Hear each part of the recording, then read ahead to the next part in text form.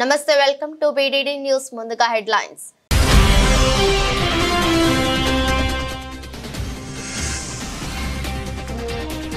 గెలిస్తే మాస్క్ ను కేబినెట్ లోకి తీసుకుంటా డొనాల్డ్ ట్రంప్ ఆఫర్ కు సిద్ధమైన మస్క్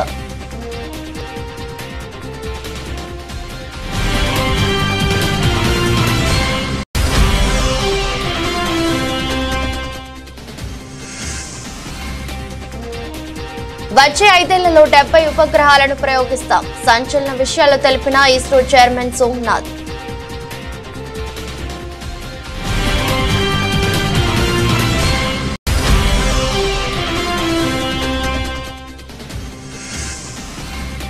రాష్ట్ర ప్రభుత్వం ఫోన్ ట్యాపింగ్ చేయొచ్చు హైకోర్టుకు చెప్పిన కేంద్ర హోంశాఖ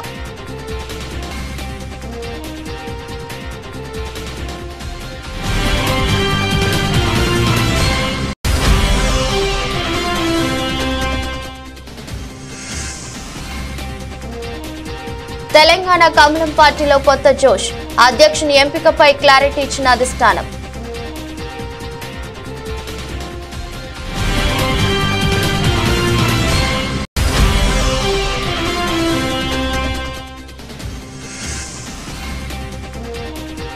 రాంచీలోని దాబాలో స్నేహితులతో కలిసి సందడి చేసిన ఎంఎస్ ధోని ఫోటో వైరల్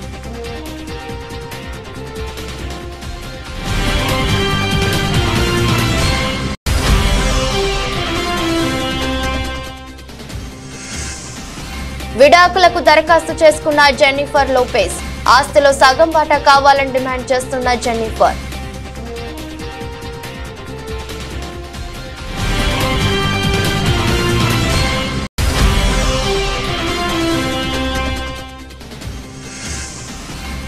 నష్టాల్లో దేశీయ స్టాక్ మార్కెట్ సూచీలు 24,686 వద్ద కొనసాగుతున్న నిఫ్టీ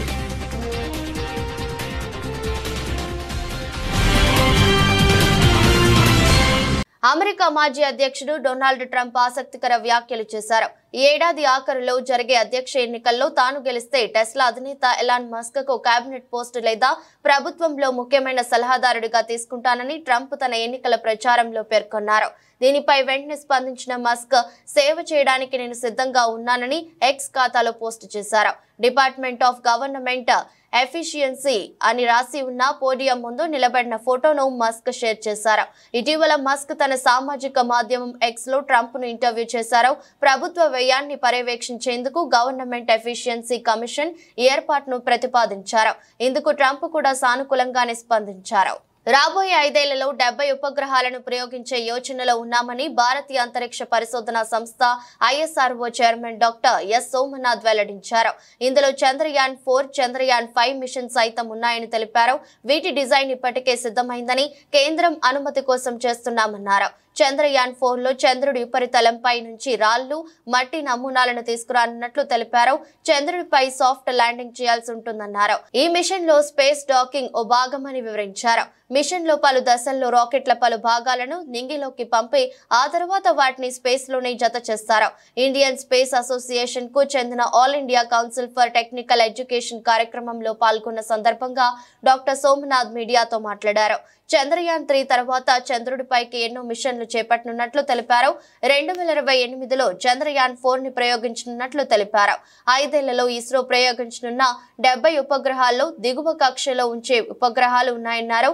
4 ఉపగ్రహాలు ప్రాంతీయ నావిగేషన్ సిస్టమ్వి సైతం ఉంటాయని తెలిపారు. 10 కంపెనీలు చిన్న శాటిలైట్ లాంచ్ వెహికల్స్ నిర్మాణంలో ఆసక్తిని కనబరిచాయన్నారు. ఇందులో కొన్ని సాంకేతికత బదిలీకి బిడ్డర్లుగా ఏర్పడిన ఎంపిక చేసినట్లు తెలిపారు.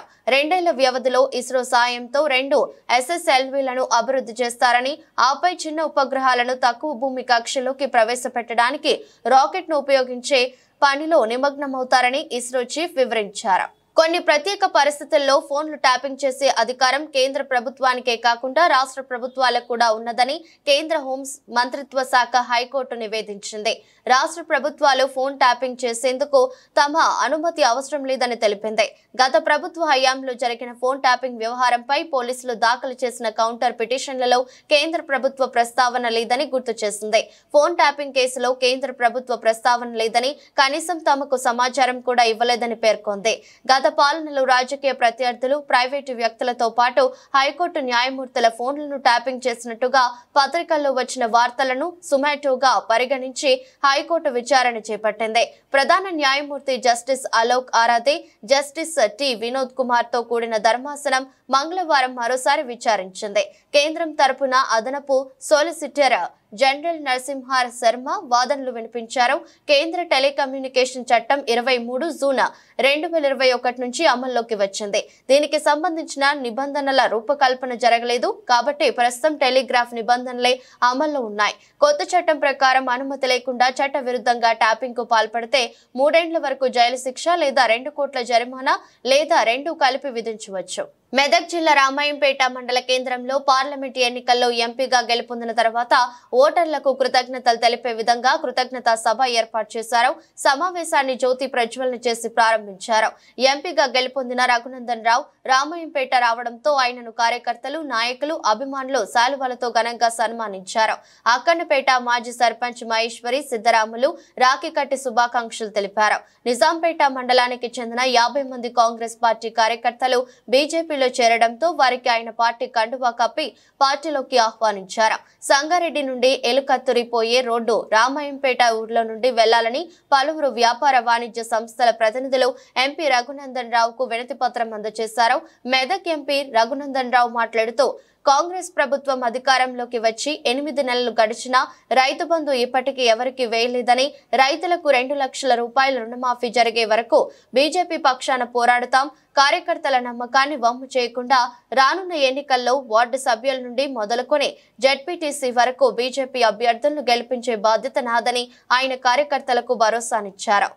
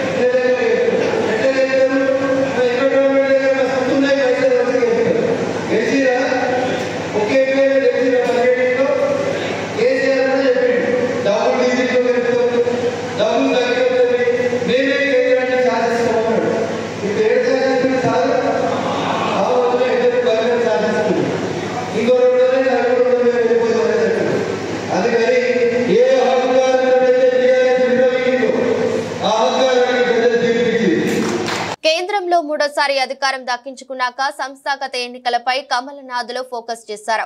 కమలం పార్టీలో సంస్థాగత సంగ్రామానికి స్వరం సిద్ధమైంది. దేశమంతా సభ్యత్వ నమోదు కార్యక్రమంతో దీన్ని ప్రారంభించబోతున్నారు. ఇప్పటికే బీజేపీ సభ్యత్వ నమోదు అభియాన్ పై ఢిల్లీలో వర్క్ షాప్ జరిగింది. సభ్యత్వ నమోదుపై ట్రైనింగ్ ఇచ్చారు. సభ్యత్వ నమోదు విధి విధానాలు పార్టీ నాయకత్వం ప్రకటించింది. బుధవారం తెలంగాణ రాష్ట్ర పార్టీ ఆధ్వర్యంలో వర్క్ షాప్ జరగబోతోంది. సభ్యత్వ నమోదుకు సంబంధించి తెలంగాణలో 12 మందితో ఓ కమిటీని కూడా నియమించారు. ఇందులో బీజేపీ రాష్ట్ర అధ్యక్షుడు కిషన్ రెడ్డి, పార్టీ ప్రధాన కార్యదర్శులతో పాటు పార్టీ ముఖ్య నేతలు ఉన్నారు. తెలంగాణలో మెంబర్షిప్ డ్రైవ్ ను పెద్ద ఎత్తున నిర్వహించి సంస్థాగత కమిటీలను ఎన్నికలు నిర్వహించనున్నారు. బుధవారం సికింద్రాబాద్ క్లాసిక్ గార్డెన్ లో జరిగే వర్క్ షాప్ తో ప్రతి జిల్లాకు మెంబర్షిప్ కి సంబంధించిన ఓ ప్రముఖ, 2 సహా ప్రముఖులను పార్టీ నియమించనుంది. మెంబర్షిప్ డ్రైవ్ లో ఫస్ట్ పేజ్ ను సెప్టెంబర్ 1వ తేదీ నుంచి ప్రారంభించే అవకాశం ఉంది. సెప్టెంబర్ 1 నుండి సెప్టెంబర్ 25 వరకు మొదటి విడత, అక్టోబర్ 1 నుండి అక్టోబర్ 15 వరకు రెండో విడత సభ్యత్వ నమోదు నిర్వహించేందుకు ఏర్పాట్లు చేస్తున్నారు. ఇక క్రియాశీల సభ్యత్వం నమోదును అక్టోబర్ 16 నుంచి అక్టోబర్ 31 వరకు ఉండే ఛాన్స్ ఉంది. నవంబర్ 1 నుంచి నవంబర్ 10 వరకు ప్రాథమిక క్రియాశీల సభ్యత్వం రిజిస్టర్ తయారు చేస్తారు. ఈసారి తెలంగాణలో దాదాపు 50 లక్షల సభ్యత్వం టార్గెట్ గా బీజేపీ ముందుకు వెళ్తోంది. మెంబర్షిప్ డ్రైవ్ తర్వాత సంస్థాగత ఎన్నికల ప్రక్రియ ప్రారంభం కానుంది. కింది స్థాయి నుంచి పార్టీ అంతర్గత ఎన్నికలు జరగనున్నాయి. బూత్ కమిటీ అధ్యక్షులు ఎన్నిక మొదట జరుగుతుంది. తర్వాత మండల కమిటీ, జిల్లా కమిటీ అధ్యక్షుల ఎన్నిక వరుస క్రమంలో నిర్వహిస్తారు. ఆపై రాష్ట్ర అధ్యక్షుడి ఎన్నిక డిసెంబర్లో జరిగే అవకాశం కనిపిస్తోంది. దేశంలో సగానికి పైగా రాష్ట్రాల్లో బీజేపీ రాష్ట్ర అధ్యక్షుని ఎన్నిక పూర్తయితే జాతీయ అధ్యక్ష ఎన్నిక జరుగుతుందని పార్టీ వర్గాలు చెబుతున్నాయి. ఎన్నికలు ఉన్న రాష్ట్రాలకు నేరుగానే అధ్యక్షులు ఎంపిక చేస్తున్న కమల అధినాయకత్వం మిగిలిన రాష్ట్రాలకు తొందరపడకుండా ఎన్నిక ప్రక్రియ ద్వారానే అధ్యక్షుల ఎంపిక పూర్తి చేసే యోచనలో ఉన్నట్లు తెలుస్తోంది. లోక్సభ ఎన్నికల తర్వాత బీజేపీ రాష్ట్ర అధ్యక్షుడి కిషన్ రెడ్డి రెండోసారి కేంద్ర మంత్రి కావడంతో ఆయన ప్లేస్ లో కొత్త అధ్యక్షుడు వస్తారని జోరుగా ప్రచారం సాగుతోంది. పలువురి పేర్లు కూడా రేసులో ముందున్నాయని, మరికొంతమంది పేర్లు కన్ఫర్మ్ అయ్యాయని వార్తలు చక్కర్లు కొట్టాయి. అవే పేర్లతో సంస్థాగత ఎన్నికల్లోనే కొత్త అధ్యక్షుని ఎన్నిక ఉంటుందని పార్టీ నేతలు అంటున్నారు. ప్రస్తుతం మెంబర్షిప్ డ్రైవ్ తో బిజీ షెడ్యూల్ లోకి బీజేపీ వెళ్లబోతోంది. ఐపీఎల్ 2025లో మహేంద్ర సింగ్ ధోని ఆడతారా? రిటైర్మెంట్ ప్రకటిస్తారా? ప్రస్తుతం క్రికెట్ వర్గాల్లో ఈ అంశం హాట్ టాపిక్ గా మారింది. 42 ఏళ్ల ధోని ఐపీఎల్ లో చెన్నై సూపర్ కింగ్స్ జట్టు తరపున ఆడుతున్నారు. 2024లో సిఎస్కే కెప్టెన్సీ బాధ్యతల నుంచి తప్పుకొని రుతురాజ్ గైక్వాడ్ కు జట్టు బాధ్యతలు అప్పగించారు. కేవలం వికెట్ కీపర్, బ్యాటర్ గానే ధోని బరిలోకి దిగారు. మోకాలి నొప్పితో బాధపడుతున్న ధోని 2025 సీజన్ నాటికి రిటైర్మెంట్ ప్రకటిస్తాడన్న చర్చ జరుగుతోంది. అయితే 2025 ఐపీఎల్ లో ధోనిని సిఎస్కే జట్టు అన్క్యాప్డ్ ప్లేయర్ గా ఉంచుకోవచ్చని వార్తలు వినిపిస్తున్నాయి. మరోవైపు టీమిండియాకు రిటైర్మెంట్ ప్రకటించిన తర్వాత ధోని తన వ్యాపార కార్యకలాపాల్లో బిజీగా ఉంటున్నారు. ఇటీవల తన స్వస్థలమైన రాంచీ, జార్ఖండ్ లో వీలు చిక్కినప్పుడల్లా అతని కుటుంబ సభ్యులు, స్నేహితులతో సమయాన్ని గడుపుతున్నారు. గత ఆదివారం రాంచీలోని స్థానిక ధాబాలో తన క్లోజ్ ఫ్రెండ్స్ తో కలిసి ధోని లంచ్ చేశారు. ధాబా వద్ద ఓపెన్ ప్లేస్ లో పెద్ద డైనింగ్ టేబుల్ మీద స్నేహితులతో కలిసి ధోని భోజనం చేస్తున్న ఫోటో సోషల్ మీడియాలో వైరల్ అవుతోంది. ఈ ఫోటోపై నెటిజన్లు తమదైన శైలిలో ధోని పట్ల ప్రేమను చాటుకుంటూ ప్రశంసలు జల్లు కురిపిస్తున్నారు. హాలీవుడ్ నటుడు బెన్ అఫ్లెక్ నుంచి విడాకులు తీసుకునేందుకు జెన్నిఫర్ లోపెజ్ దరఖాస్తు చేసుకుంది. 2 ఏళ్ల వివాహ బంధానికి ఆ ఇద్దరు బ్రేకప్ చెప్పేస్తున్నారు. లాస్ ఏంజల్స్ కౌంటీ కోర్టులో మంగళవారం జెన్నిఫర్ లోపెజ్ డైవర్స్ ఫైల్ చేసింది. 2022లో ఆ ఇద్దరు లాస్ వేగాస్ లో పెళ్లి చేసుకున్నారు. ఆ తర్వాత జార్జియాలో భారీ విందును ఏర్పాటు చేశారు. వాస్తవానికి ఇద్దరి మధ్య 2002లోనే పరిచయం జరిగింది. ఆ సమయంలో ఒకటవ్వాలని నిర్ణయించారు. కానీ 2 దశాబ్దాల తర్వాత వాళ్ళు పెళ్లి చేసుకున్నారు. లాస్ ఏంజల్స్ కోర్టు డాక్యుమెంట్ల ప్రకారం లోపెజ్, అఫ్లెక్ ఇద్దరు తమ ఆర్థిక సమాచారాన్ని వెల్లడించాల్సి ఉంటుంది. ప్రస్తుత ఆదాయం, ఖర్చులు, ప్రాపర్టీలు, రుణాలు ఏమున్నాయో చెప్పాల్సి ఉంటుంది. తుది ఒప్పందం జరిగే వరకు ఇద్దరు తమ ఆర్థిక వివరాలను బహిర్గతం చేయాల్సి ఉంటుందని కోర్టు డాక్యుమెంట్లు పేర్కొన్నాయి. 60 రోజుల్లో లోపెజ్ తన ఆదాయ, ఆర్థిక వివరాలను వెల్లడించాలి. ఆ తర్వాత మరో 60 రోజుల్లో అఫ్లెక్ కూడా తన ఆర్థిక వివరాలు తెలపాల్సి ఉంటుంది. ఒకవేళ తమ ఆర్థిక వివరాలు తెలపకపోతే అప్పుడు కోర్టు ఈ కేసులో జోక్యం చేసుకుంటుంది. గత కొన్ని నెలల నుంచి ఆ ఇద్దరి మధ్య రిలేషన్ సరిగా లేదు. పాప్ స్టార్ జెన్నిఫర్ లోపెజ్ భారీ స్థాయిలో భరణం డిమాండ్ చేస్తున్నట్లు తెలుస్తోంది.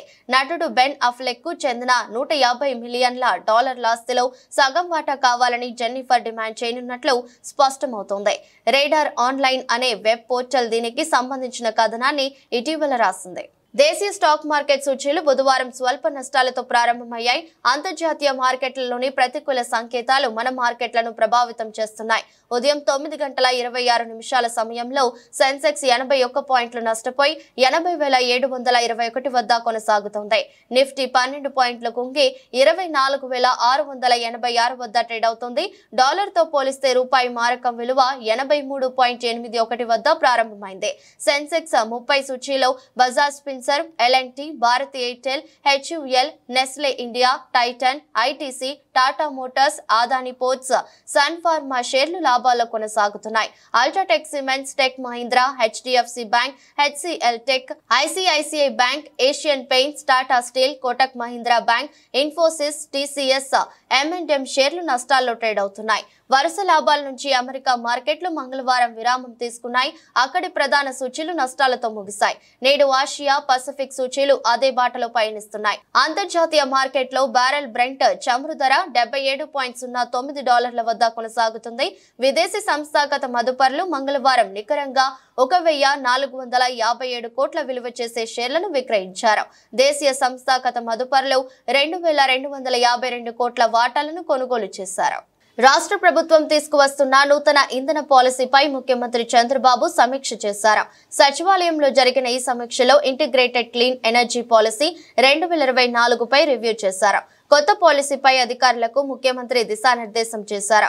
సంప్రదాయేతర విద్యుత్ ఉత్పత్తికి రాష్ట్రంలో అనేక అవకాశాలు ఉన్నాయని, వాటిని సద్వినియోగం చేసుకుంటే దేశంలోని సంప్రదాయేతర విద్యుత్ ఉత్పత్తికి ఏపీ అతిపెద్ద కేంద్రం అవుతుందని సీఎం రెన్యూవబుల్ ఎనర్జీలో 2014-19 మధ్య కాలంలో దేశంలోని టాప్ లో ఉన్న ఏపీ 2019 తర్వాత వచ్చిన ప్రభుత్వ విధానాలతో సంక్షోభంలోకి వెళ్లిపోయిందని సీఎం తెలిపారు. రాష్ట్రంలో solar, wind, pumped storage energy, bio ఎనర్జీకి ఉన్న అన్ని అవకాశాలను అందిపుచ్చుకొని ముందుకు సాగేలా కొత్త పాలసీ ఉండాలని సూచించారు. పర్యావరణ హితంగా టెక్నాలజీ ఉపయోగంతో తక్కువ ఖర్చుతో విద్యుత్ ఉత్పత్తి సాధించేలా పాలసీ రూపకల్పనపై చర్చించారు. ఎస్సీ/ఎస్టీ వర్గీకరణ తీర్పును వ్యతిరేకిస్తూ తలపెట్టిన భారత్ బంద్ కు కోనసీమ జిల్లా అమలాపురంలో గడియార స్తంభం సెంటర్ నుండి బస్టాండ్ వరకు భారీ ర్యాలీ మాల మహానాడు జేఏసీ ఆధ్వర్యంలో నిర్వహించారు. వ్యాపార సంస్థలు సహకరించాలని కోరారు. బస్టాండ్ నుండి ఒక్క బస్సు కూడా కదలనివ్వని ఆందోళనకారులు బస్సులు కదలకపోవడంతో ప్రయాణికులు ఇబ్బందులు ఎదుర్కొన్నారు. మాలల పంతం, మోదీ అంతం అంటూ నినాదాలు చేసిన జేఏసీ నాయకులు రాష్ట్రపతి ఆమోద ముద్రతో మాత్రమే ఎస్సీల వర్గీకరణ చేయడానికి వీలవుతుంది. అలా కాకుండా ఆగస్టు 1వ తేదీన సుప్రీంకోర్టు ధర్మాసనం 7 సభ్యుల ఇచ్చిన తీర్పును పునఃపరిశీలించాలని మాల మహానాడు జేఏసీ కోరుతోంది. దాని మీద మేము మరి 1990 నుంచి కూడా పివి రావు గారు ఈ మాల మహానాడు ఉద్యమాన్ని నడిపి ఈ ఉద్యమాన్ని ఈ రాష్ట్ర వ్యాప్తంగా ఘన విజయం సుప్రీంకోర్టులో చేయడం వచ్చింది. సుప్రీంకోర్టుని మరలా 5 న్యాయమూర్తులు చక్కగా 59 ఉపకులాలని కూడా విడదీసే హక్కు లేదు. ఈ 59 ఉపకులాలకి ఈ 17% రిజర్వేషన్ ఎవరైతే బాగా చదువుకుంటున్నారో అందరికీ వర్తించాలని చెప్పి రాజ్యాంగంలో బాబాసాహెబ్ అంబేద్కర్ పొందుపరిచారు. అటువంటి రాజ్యాంగాన్ని ఈ రోజున మరి ప్రభుత్వాలు ఈ రోజున మళ్ళా 7 న్యాయమూర్తులతో రాష్ట్రాల వారిగా జిల్లాల వారిగా చేయాలని చెప్పి ఇస్తున్నారు తీర్పు. ఆ తీర్పుని పూర్తిగా మేము ఖండిస్తూ మేము గతంలో చేసిన తీర్పుని మేము అమలు చేయాలని, ఈ తీర్పు వెనక్కి తీసుకోవాలని చెప్పి ఈ రోజున బంధుకు చేస్తా ఉన్నాము. మేమందరం కూడా బాబాసాహెబ్ అంబేద్కర్ వాచులుగా మేమందరం ఈ వర్గీకరణ ప్రాణతోడే వరకు కూడా నిద్రపోకుండా మేము ఈ రాష్ట్ర వ్యాప్తంగా దేశవ్యాప్తంగా ఈ వర్గీకరణని వెనక్కి తీసుకునే వరకు కూడా ఉద్యమాన్ని ముందుకు తీసుకెళ్తామని చెప్పి తెలియజేసుకున్నాను. జై భీమ్.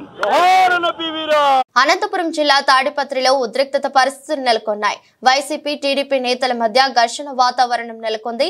ఎన్నికల తర్వాత చాలా మంది వైసీపీ నేతలు సొంత నియోజకవర్గాలను వీడారు. తాడిపత్రి మాజీ ఎమ్మెల్యే కేతిరెడ్డి పెద్దారెడ్డి కూడా చాలా రోజులుగా సొంత నియోజకవర్గానికి దూరంగా ఉన్నారు.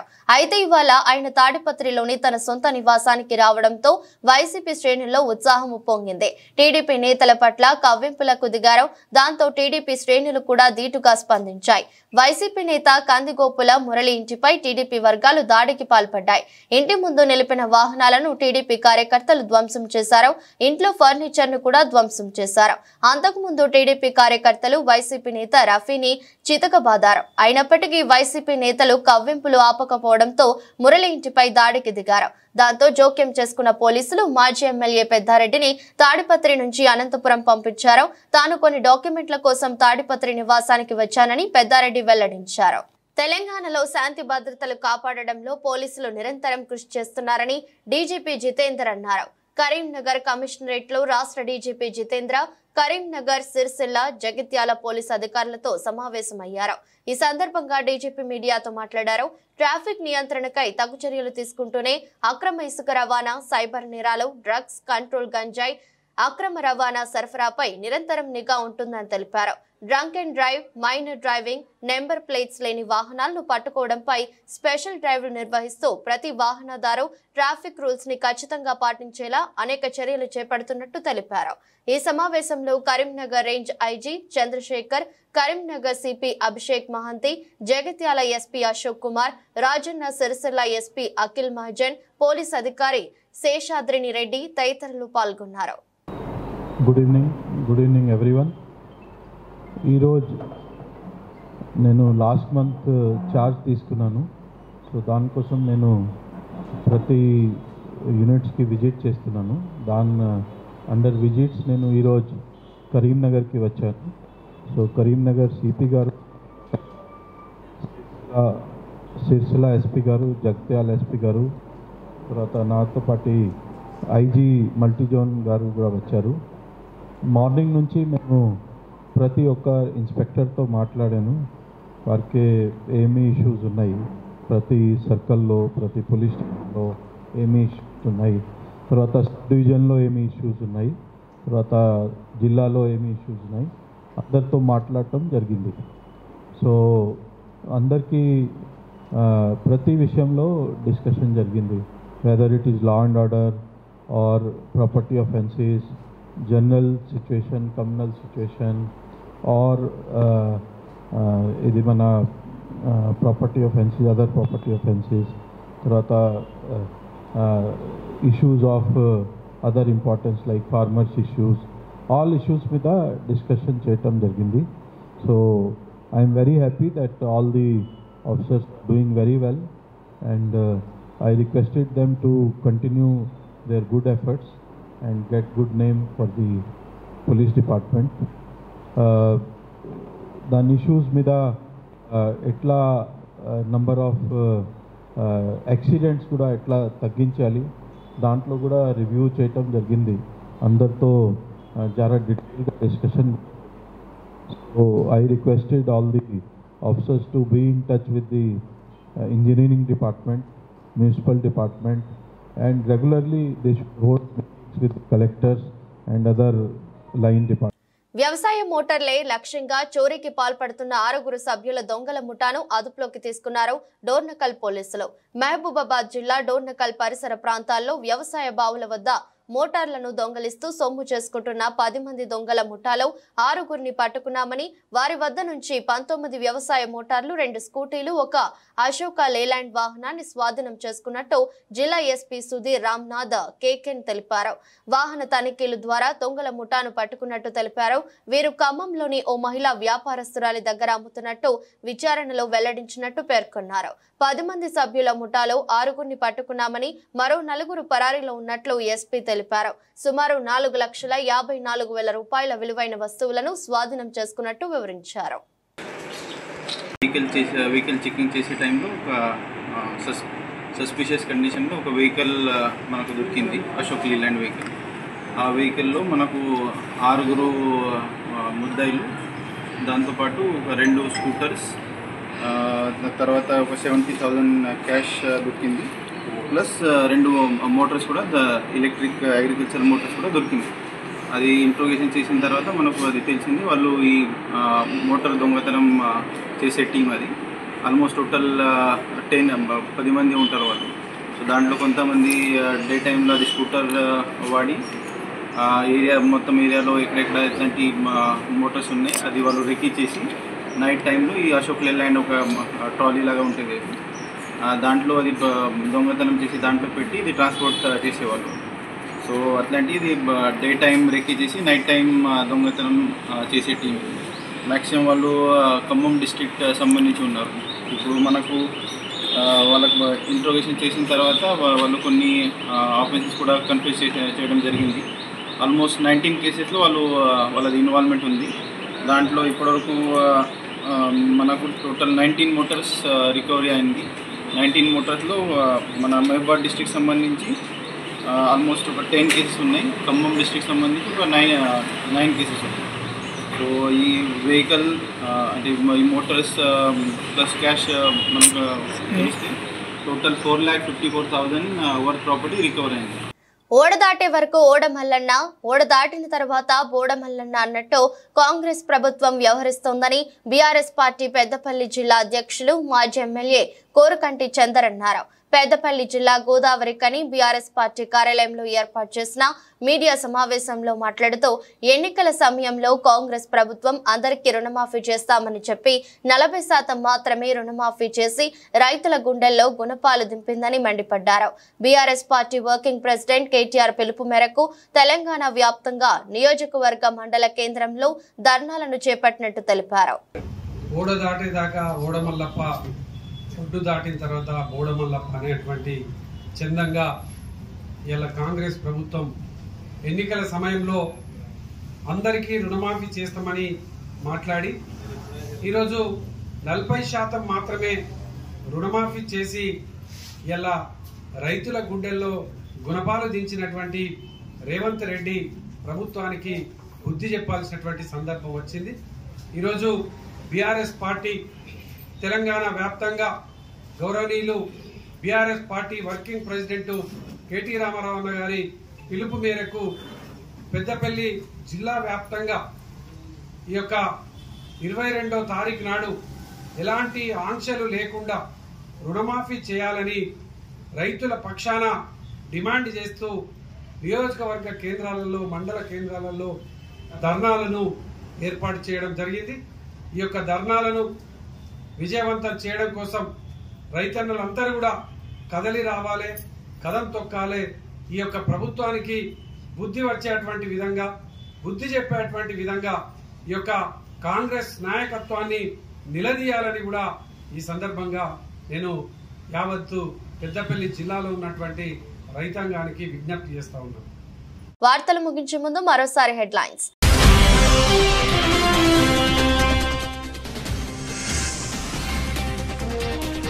గెలిస్తే మస్క్ ను కేబినెట్ లోకి తీసుకుంటా, డొనాల్డ్ ట్రంప్ ఆఫర్ కు సిద్ధమైన మస్క్.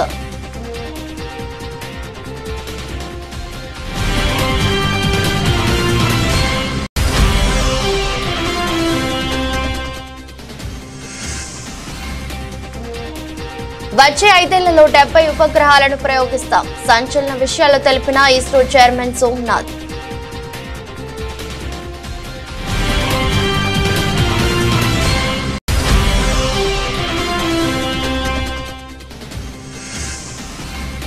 రాష్ట్ర ప్రభుత్వం ఫోన్ ట్యాపింగ్ చేయొచ్చు, హైకోర్టుకు చెప్పిన కేంద్ర హోంశాఖ.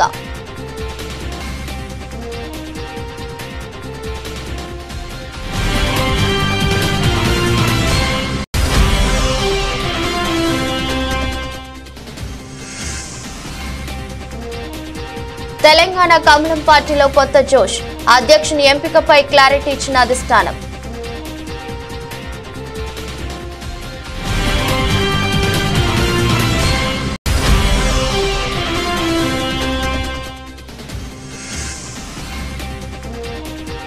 రాంచీలోని ధాబాలో స్నేహితులతో కలిసి సందడి చేసిన ఎంఎస్ ధోని ఫోటో వైరల్.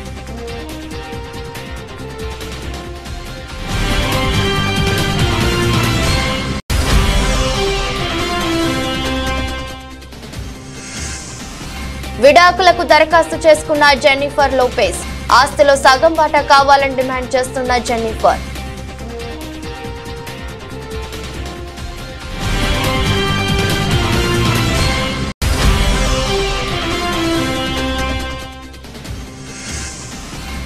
నష్టాల్లో దేశీయ స్టాక్ మార్కెట్ సూచీలు 24,686 వద్ద కొనసాగుతున్న నిఫ్టీ.